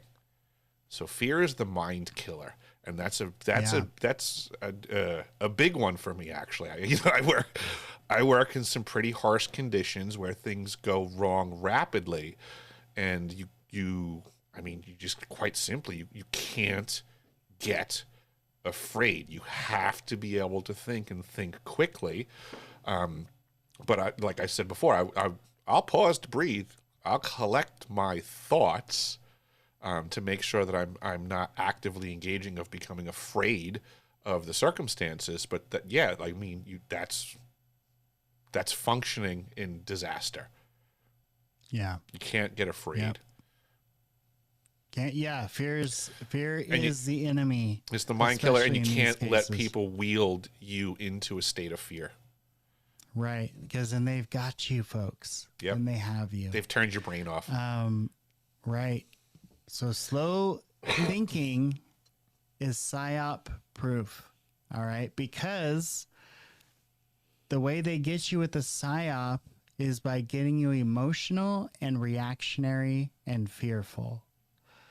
So if you slow down and you don't act afraid and don't react immediately, you're not playing into their hand. Your mind is your firewall. So you're going to have to be the one that slows it down. You're going to have to be the one that says, this doesn't feel right. This feels rushed. It doesn't feel natural. Something's weird. And then if you can't verify it, don't amplify it. Okay, so the end of the world's coming. The end of the world's coming. Oh my God, the end of the world's coming. But if your only source is what somebody else told you, that's not a source. Right? So how do you verify it? You look at things like this. Does this story emotionally push me? Does it hide details? Does it benefit someone powerful? Does it silence questions? Does the story repeat everywhere at once? And does it change facts when challenged? That's what I mentioned about Brad before. That's exactly what I was mentioning about Brad before, is that he changes his facts when I challenge them with my direct first-hand experience. Right. Right. And that is, oh my God, like I was just talking about Avi Loeb, right? He said, I have the video of him saying it 2 months ago.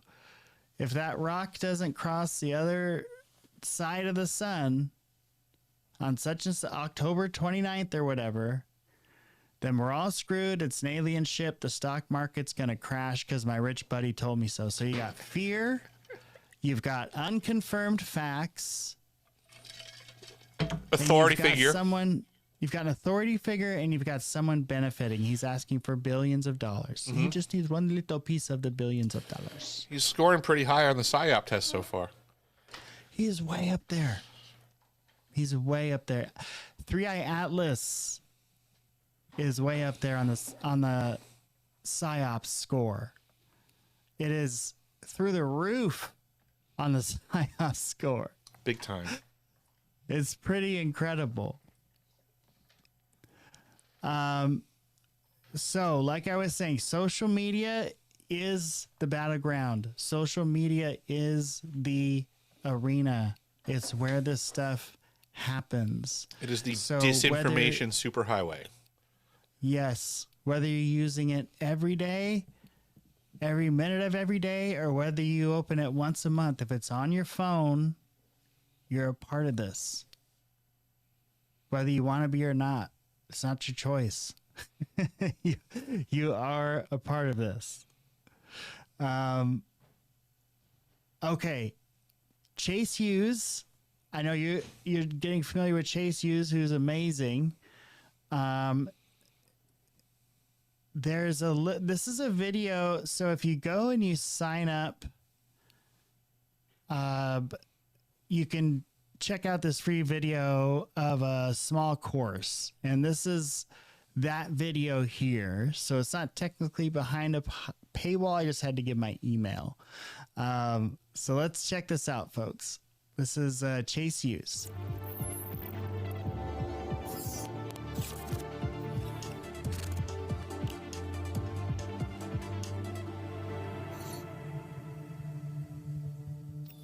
In this video, you're getting 4 of the most powerful methods that we teach inside of NCI.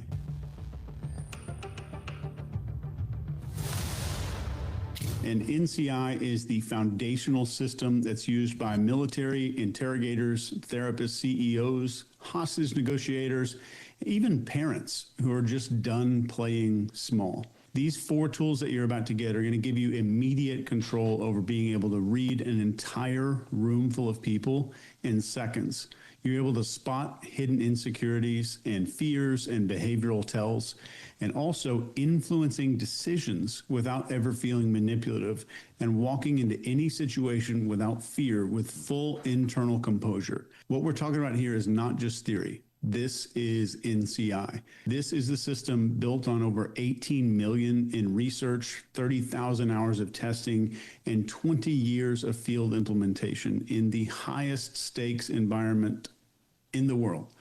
These are intelligence agencies, hostage negotiators, Fortune 500 boardrooms, but also moms who finally got their kids to listen, coaches who turned around broken teams, salespeople who doubled their sales in like 30 days.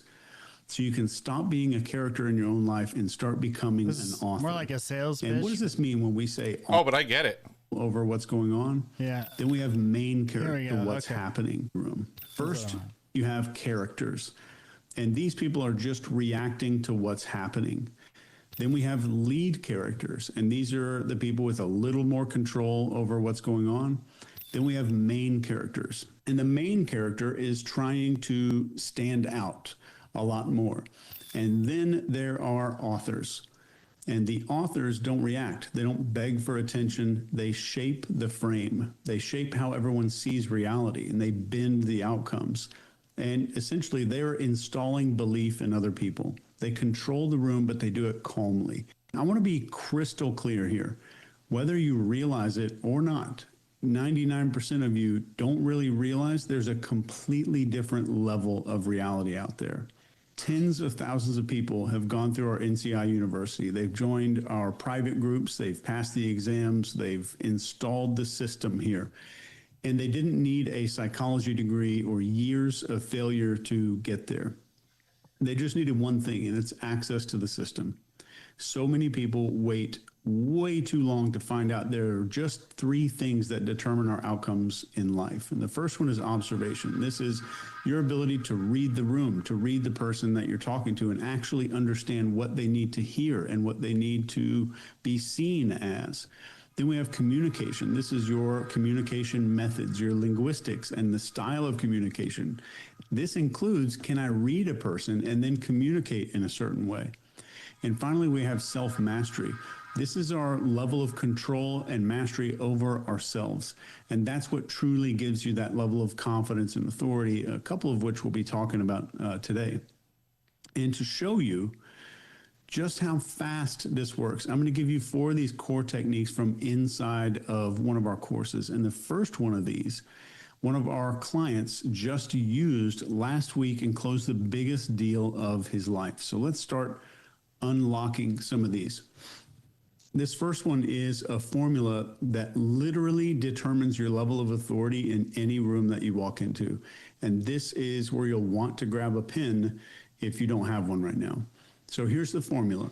F equals B times C divided by N. So here we go. Influence doesn't start with cleverness. And I thought that for a big portion of my life. And I want you to be able to learn from my mistakes. Influence starts with your frame. So that's what we're talking about right here. And frame is determined by that formula. Frame equals belief times composure divided by neediness. So how strong is my belief in what's going on and my definition of reality multiplied by my level of composure and divided by how much I need from this situation. So that's how elite operators win before. I actually think that's pretty fucking cool. Like that last little piece he gave us, I actually thought was really cool. I think of it as like presence. Any word. Like when you enter a room, like what's your presence? What's your, how do you present yourself? What's your level of confidence? And then how do you engage folks? And I think what he said too with the neediness part is I think you can ascertain that a lot with folks, like their need for you to believe what's coming out of their mouth is oftentimes like hanging right out there. Oh yeah, or need to believe me, be heard. Yeah, be heard. Absolutely. Like you have to hear what I'm saying. And we get that a lot in the spaces, right? People come jumping in, lots of times out of left field, and like, well, let me tell you about me and my experience. And you're like, what did that have to do with anything that was being said? But there's a level of neediness that's presented. Yeah. Hear me. I think that I'm an experiencer. That's what that equation look like, is if you can kind of, I guess, reduce or minimize your level of neediness. This type of guy scares me because, like, even when he's talking about this stuff, like I think of like a hypnotist or something like that. These are the skill sets. Oh, he talks about hypnotism on that Sean Ryan show. Oh, see, perfect. Yeah, I knew it. Like hypnotists annoy me. because they're he doesn't. trained. I don't think he does it. Yeah, I don't think he does it, but I bet you he knows doesn't all call about it hypnotism, but I'll bet you it's the same skill set being applied by Routine. hypnotists, is the understanding, the observation, the manipulation. That's all a hypnotist is effectively doing, and people can be hypnotized, memorized, manipulated by these tactics. The title is semantics. I'm just talking about the tactics that this guy wields. To me, are dangerous because, like he's saying, that he can walk into a room and convince people of things in minutes. Right? He has the ability to ascertain, and this is again agency stuff. So what Neurocognitive Institute, right? I was just in a documentary recently that's called Mind Control, Cognitive Warfare. So this guy's a cognitive warfare specialist, technically. Yeah, and he's so good at it. Right. The government can't keep him on payroll. Correct. So he's really good at it. Yeah. He's a free agent cognitive warfare mercenary. Yeah. Well, that's what I was saying. Like, $800 for that PSY-OPS survival kit. And actually, at the end of the day, doesn't sound like that bad of a deal coming from this guy. I just see you in a dark room with a light on your dog. Like, why do you bark? Why do you bark? Well, he's chilling now. Now he's sleeping. So. Oh, you drugged him? In the conversation. Yeah. They truly I don't believe beat their reality Do the like drugs. it is the law.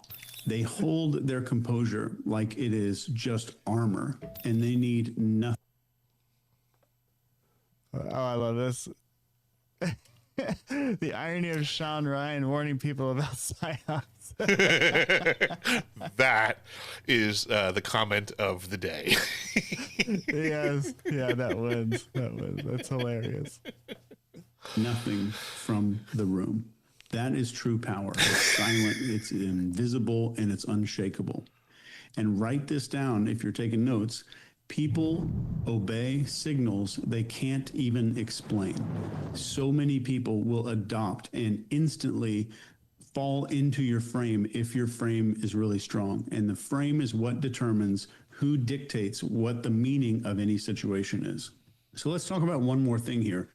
And this is called a status shift detection. Here's where most training, in my opinion, fails.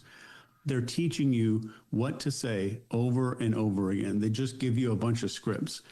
But power dynamics are already at play way before you say anything at all. And if you can't see the status map of the room in like the first 7 seconds, probably less than that, you're flying blind. So you're trying to influence people whose emotional state you can't even read. So the way that you've been taught to communicate is not just outdated, it's ineffective. So here's one of the core principles of the elite operatives that is critical to this. And I make them say this a lot. I read the room, I don't walk into it blind. So if you're the one that reads the room and you know how to set a frame, you own that reality. It is yours. And 99.9% of people pretty much walk into most situations blind because they don't have the skills of that observation. So let's talk about that observation. This one is called a micro behavior. So the quick win here is to watch someone's face when they're under pressure or they're being asked a question. If you see someone's blink rate increase, and this is how often they're blinking. So if you see somebody rapidly start blinking and they weren't doing that a second ago, if their lips tighten, if the lips kind of squeeze together, or if they touch their face, there's a very good chance that they're leaking out and trying to conceal some kind of tension or stress or insecurity. And it's not just nervousness, that is data. So that's your signal that you hold the behavioral high ground and you are starting to understand the room around you. And most people will never notice any of this. But you are probably not most people. You're learning to become an operative here. And one of the operative identity statements that I have people say on a very regular basis is influence is about detection first, not persuasion. So it's all about, can I read the room first before I start speaking? Because my observation influences my communication. The third method here is called a compliance ladder. And every conversation, I want you to start thinking of it as a staircase. And the first few steps of that, these are called micro compliance. And this is where most people actually lose control. You ask somebody to grab a pen for you. That's a step. You ask them to shift in their seat or to lean forward to look at a contract. That's a step. Or you ask a really focused question. That is a step. And before long, they're walking down a behavioral path that you designed without ever feeling pushed because the steps have been taken at the beginning. So I wish I had 3 hours to explain this to you, but what I want you to walk away here is everything is incremental. Everything when it comes to persuasion or influence can start small and then gradually increase. All right, so this next one is not going to make a ton of sense right away, but I want you to trust me for a second. So let me show you something that, in my opinion, most people are never going to understand. Words don't just communicate, they install beliefs. So I want you to try one phrase, and I wish I had a lot more time to explain why memorizing this phrase might be one of the most powerful things that you can do with this lesson that we're going through here. And I wish I had more time to talk about it and how it works inside of a human brain. But what I want you to do is try this phrase out a couple of times. And I think that once you see what it does, you're going to start using it every moment that you can. And here's the phrase. Most people are just living out stories that they didn't even write. So we talked about authors and characters and all this stuff, but this is a phrase that you'll actually say out loud. That sentence bypasses the brain's defenses and goes straight to identity. And the moment that someone realizes that they have been reciting instead of choosing their life, that's when the brain gets jolted so much that the whole script starts to rewrite itself. And the cool part is you are going to be the author who gets to write that script. And one of the That's pretty incredible. Dude, this stuff is great, actually, and I'm so digging this. I'm going to be completely honest. There's nothing he said right there that I'm not versed in, and I would say I got it from being a service technician plumber. I did all of the things that he said: detection, observation. As you're communicating with people, you watch for any change. You know, whether it's rapid eye motion, hand move, like you're looking for reactions. Like I have wielded everything that he said. Nothing he said was a surprise to me. The whole idea of the increasing compliance. I mean, there was a specific company that I worked for. We were trained in that activity on how to like make someone agreeable by starting with the little things. Right. You know, there's the company that I work for. One of the first things that we did was hand them a fridge magnet, something for free, because studies show that, you know, when you give something to somebody for free, they technically feel obligated to give you something back, which in the exchange for us was reeling them into signing up for the repair. So yes, there were little mind tricks. Right, there were more steps involved. You know, step one was the free magnet. Oh, like there's an exchange. They're agreeable. They don't turn the magnet away. Yeah. So there's an agreement had right there, and they're baited by something for free. And then you go, and then you start, you know, assessing, observing, you know, all of the things that he just said. You take all of that, you then start to communicate, and you find other angles to reel them in. You know, hey, I see that you called me up for this problem. These are the options that we have. Do you have any questions? They start engaging you with questions, which is them still agreeing to communicate. Right. You know, there's all stupid little steps, and then you start showing them their options. And, you know, this is one of your options. This is one of your options. You know, this is all that you need done. And I'd be happy to do that for you right now. But, you know, technically, just because your toilet only needs a flapper, I mean, while I'm here, we could go for a total rebuild. You know, and you know, and stuff, and it worked, right? It totally works. You're moving people in the direction that is what you desire, and you're trying to see how far along you can get them to follow. Yep. And when I think what he maybe you want a new toilet. How about a whole new bathroom? You know, and I think what he's saying is like, if you can figure out how to do this, you're certainly going to be able to detect it when it's happening to you. Absolutely. Which is why a lot of these conversations that I get in with people, I cut people off at the knees because I'm like, don't act like I don't know exactly what you're doing. And I appreciate that maybe nobody else in the room knows what's going on and I look like the big a-hole, but I don't care. Because when I sense that somebody's got the machinations of manipulation being applied and I observe it, you know, I see the tactics all the time being applied. Everything that he is saying, I'm completely aware of. Yeah, it's incredible. He there's this really interesting part of the interview on Sean Ryan where he was talking about in the 80s where the psychologists were actually causing multiple personality disorder instead of treating it. So like, and he broke down how they would do it. And he broke down how they would do it in like 5 minutes. And it was just the craziest thing. Like, oh my God, they would sit people down and basically walk them into creating another personality for themselves. And then they have split personality. Yeah, pretty nuts. Two's better than one, Gabe. So this is him. Now that video there, like I said, that was on his website, and so there is that promotional aspect to it. This is a video how the 1% control reality. So I thought this would be interesting. Hold on 1 second, Gabe, because I do apologize. I am going to have to dip out because we have a acupuncture person coming over. Oh, very good. To work on the dog. Dog acupuncture. Actually, okay. stand by. I just got confirmation that there's no confirmation for the acupuncturist. So I'll let you know if I have to dip off because this is a good chat. That's amazing. That's amazing. I didn't know. Of course, there's dog acupuncture. Our dog's treated good, Gabe. Not like your dog.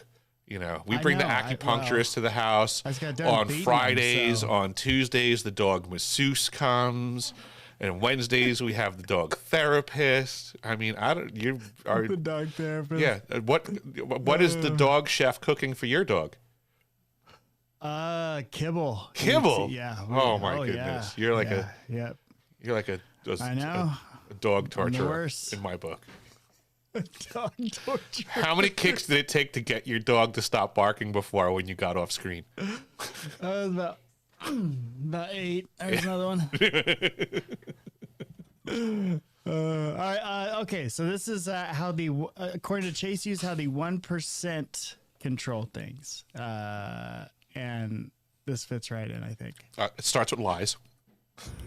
Yeah. In 1951, a dude walked into a bank in Denmark and convinced the cashier to hand over every dollar using just his voice. He hypnotized the bank teller without a weapon, without any threats of any kind. And in 2014, a car dealership manager handed over a brand new SUV to a man who just calmly told him to do it. And later on in an interview, the manager said it just felt like a dream. These people aren't using scripts. They use command of reality, but it does work. And influence isn't about the words themselves. Influence is not about the words. It's about who you are and what you are when you say those words. When you command your own reality, other people fall into sync. And when you don't do that, they ignore you. Let's talk about perception. Perception is more important than power. The lens that you see people through is what determines and builds your personal influence. If you've read the ops manual, you might have understood that there are 4 lenses of behavior, but there are 5. Lens number 1 is people are broken. And in this lens, everything is some kind of pathology. And lens number 2 is people are different. Everything becomes a personality test or some kind of a label.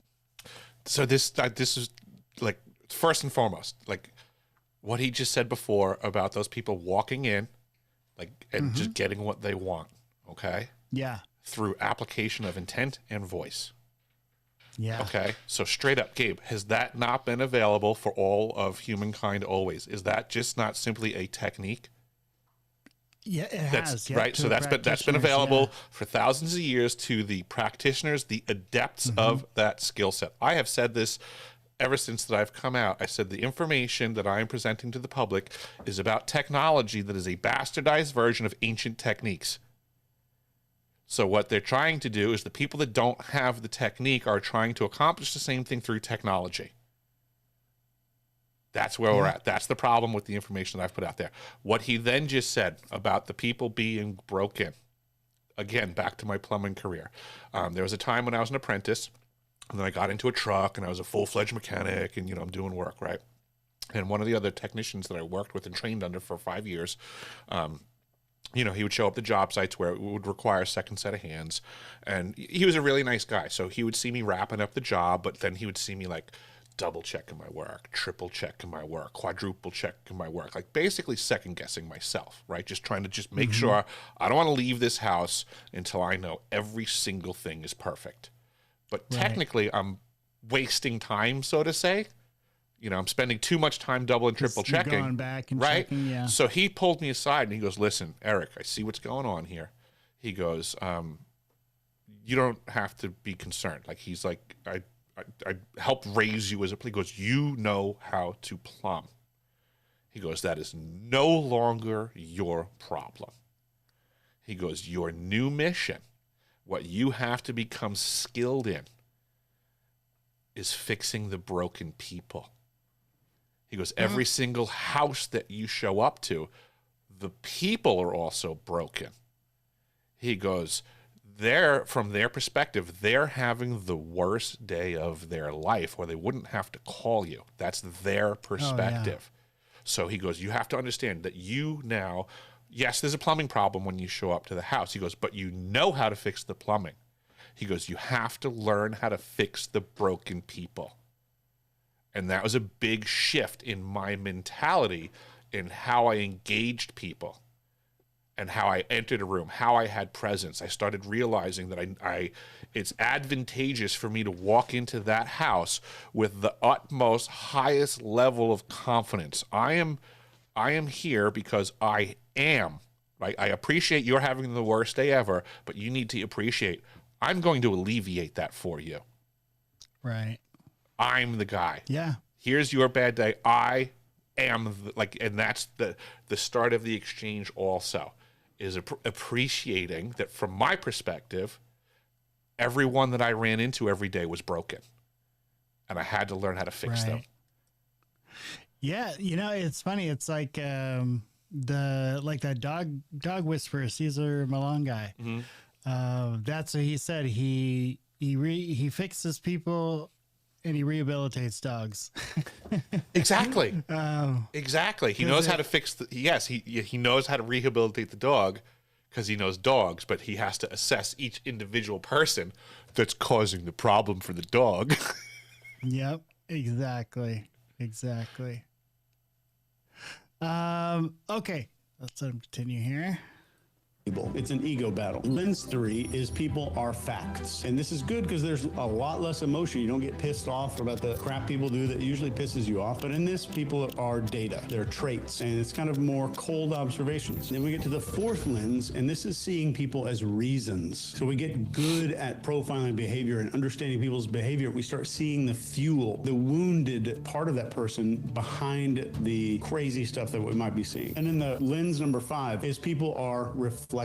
Every single person that you meet mirrors you. Their screwed upness is your screwed upness. Their brilliance is also your brilliance. And understanding these 5 lenses is not going to help you. Not 1% going to help you. Memorizing all of these 5 things is not going to change you. They have to become your everyday operating system. It has to become your worldview. And until it becomes your worldview, you will not become powerful in the way that you want to be. This is not about influence or anything else. It's about mastering yourself. It's getting to that 5th level. Even the 4th level is fantastic. Until you do that, you're still looking at humans as objects. And that's not influence. That is insecurity wearing a costume. So let me tell you one thing here that I sincerely see way too often. People think influence is about what you do. Even the best sales trainers in the world think this. There are books out there that are nothing more than what to say to people, like word for word scripts to say to people. And that belief system takes 5 seconds to prove so so wrong that it's embarrassing. And that's why it's weak. That's why it doesn't land when it should land. Influence is not something you do. It's something that you are. It bleeds out of you without effort when it is in you. And if it's not in you, you're learning these techniques and you're just kind of a child doing silly card tricks. This is why your worldview is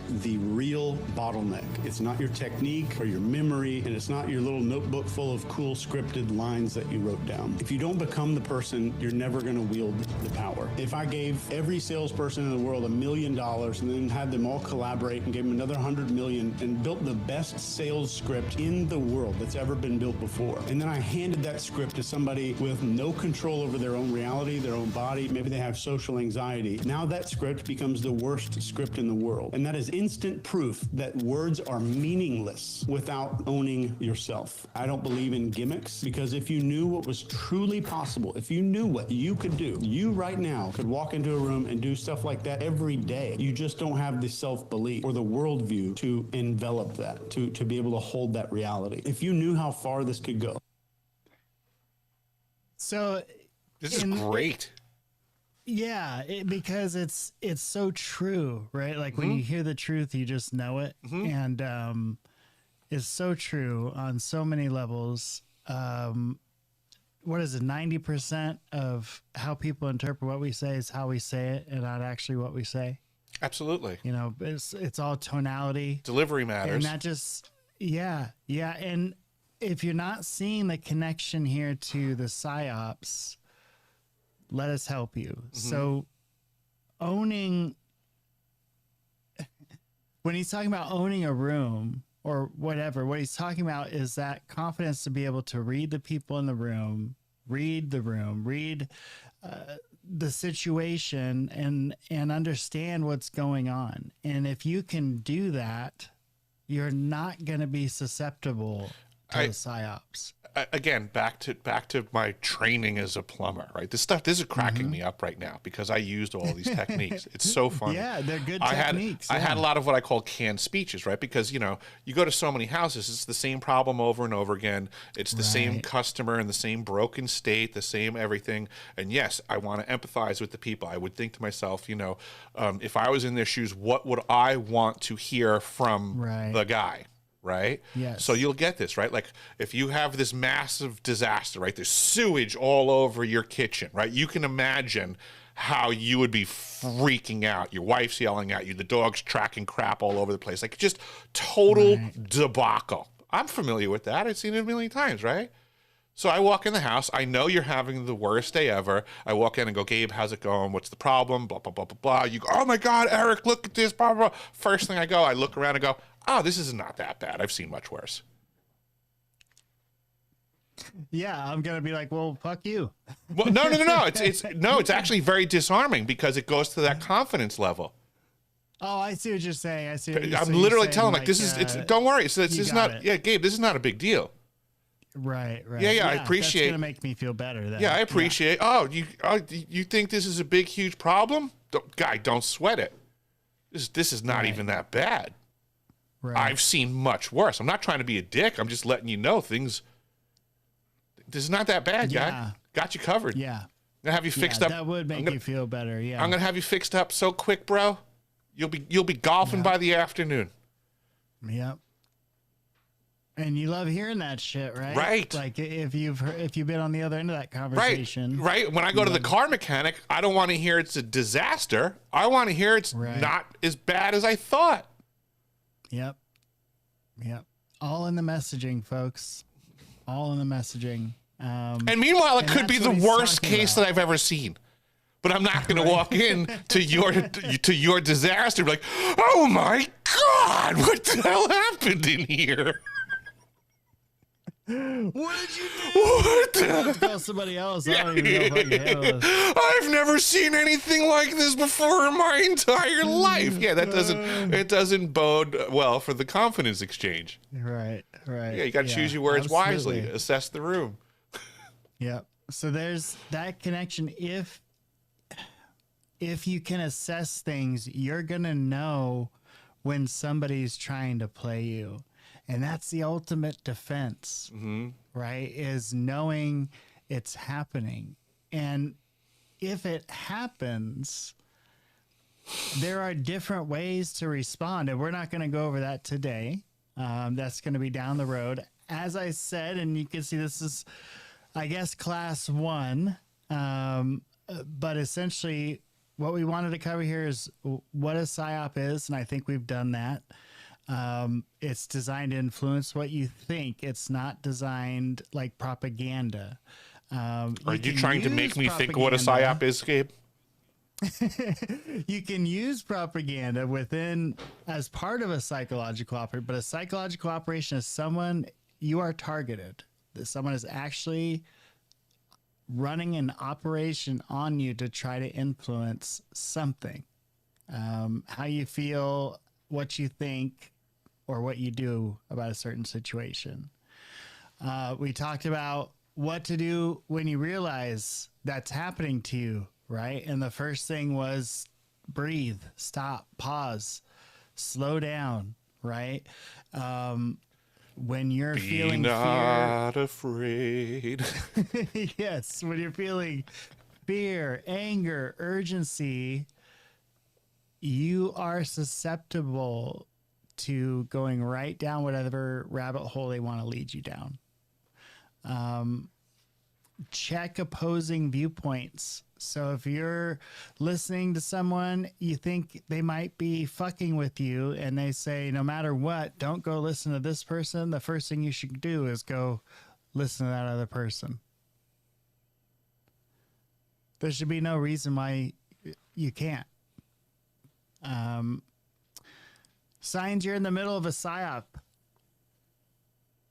Same narrative appears everywhere all at once. Facts shift to the desired story. The message leverages urgency. Share now before it's deleted. How many times have we seen that, y'all? Watch this before it gets taken down. You see that post, Eric? Oh, all the time. Yeah, once or twice. Yeah.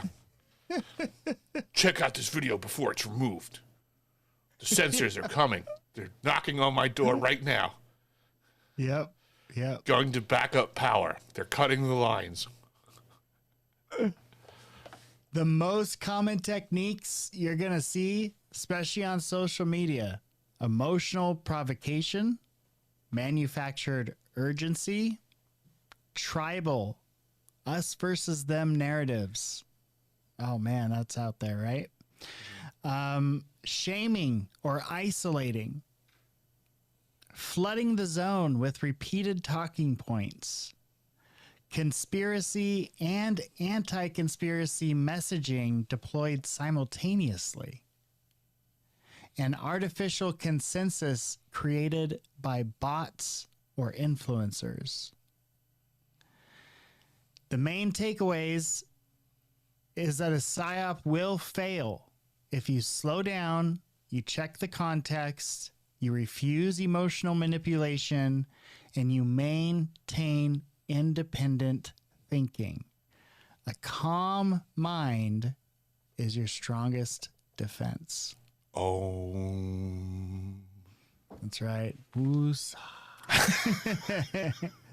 That's right. So at the end of the day, we're gonna have more sessions on PSYOPs, and we're gonna get deeper into it. Today, I just wanted to have a general kind of broad view of what PSYOPs are.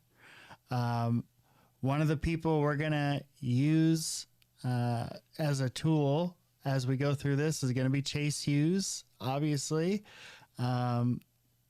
Hopefully he has enough stuff on this side of the paywall we can extract. But the list from earlier, this list, no, that's not the one. Let me find it.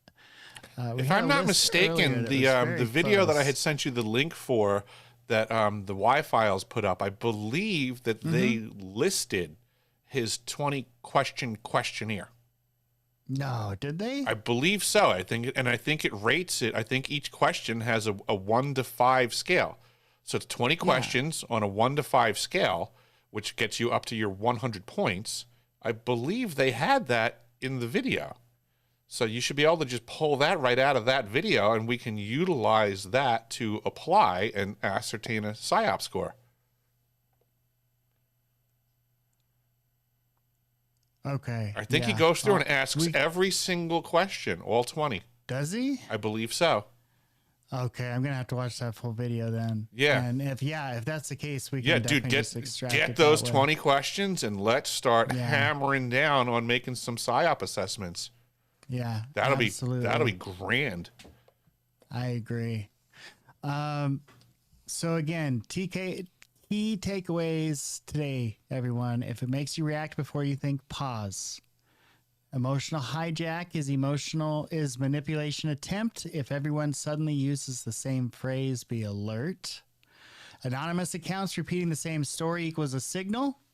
Manufactured urgency equals a classic psyop. And watch for shrinking acceptable opinions. So it's like, remember when everybody used to say they thought the moon was a base? Oh, nobody says that anymore. Weird, right? And I'm just using that as an example. But things like that, where all of a sudden somebody's kind of accepted something as a fact, and to speak against it is just kind of craziness. Like, I almost felt like I was the one on the bubble saying Three Eye Atlas was a rock, Eric. People were making me feel like an asshole because I was like, it's a fucking rock. I don't know how else, like, there's nothing that's happened other than Avi Loeb doing a interview every day. I love turning that right back around on people, and then just like, you know, because obviously they come at you saying that, you know, this it's all of these other things, and, you know, and then they try to, you know, well, have you heard this, and I just turn things back on people. I go, so what have you heard that so convinced you that it's not a rock? And then they'll blah blah blah blah blah blah blah blah blah blah, blah, and then I just go, and that worked for you. I guess so. Right, like, you know, it's as simple as that on almost every one of these topics, right? Because there's the propaganda, there's the psyop. I mean, we all know it exists, and it's like, and people will spew it at you, and then I'll just look at them and say, and that convinced you? Yeah, it's a pretty low bar. You found that reasonable and logical, interesting. Yeah, right.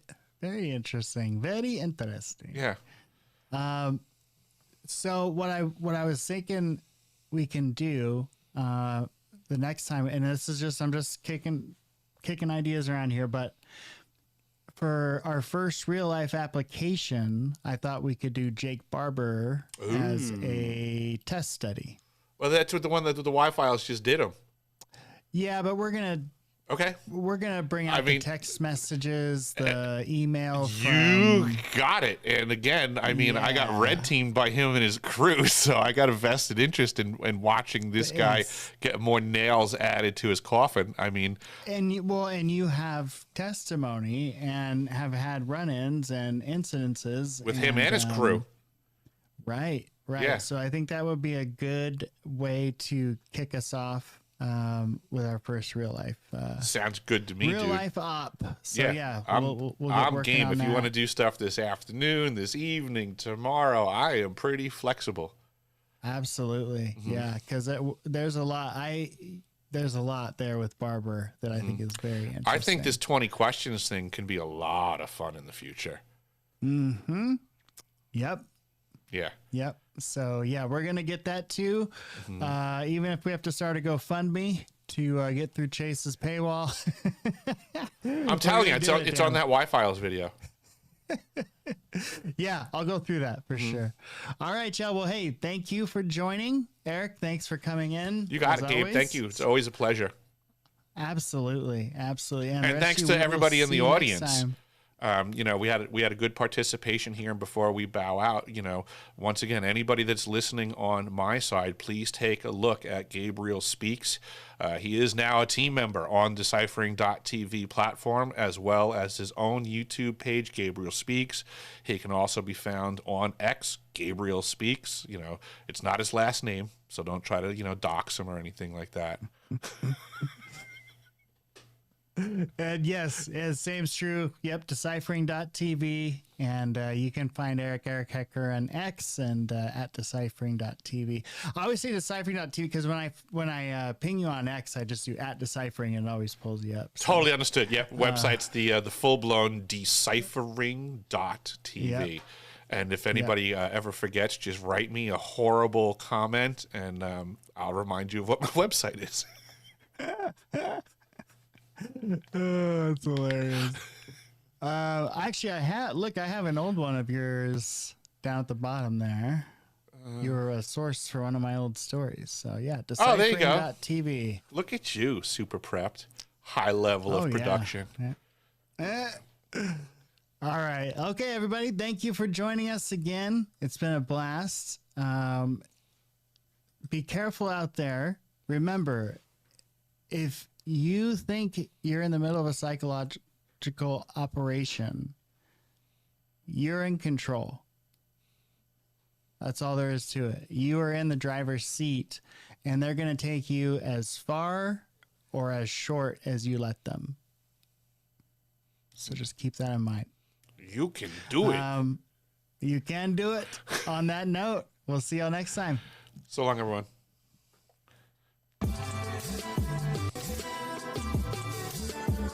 Short sight for the lies I told you,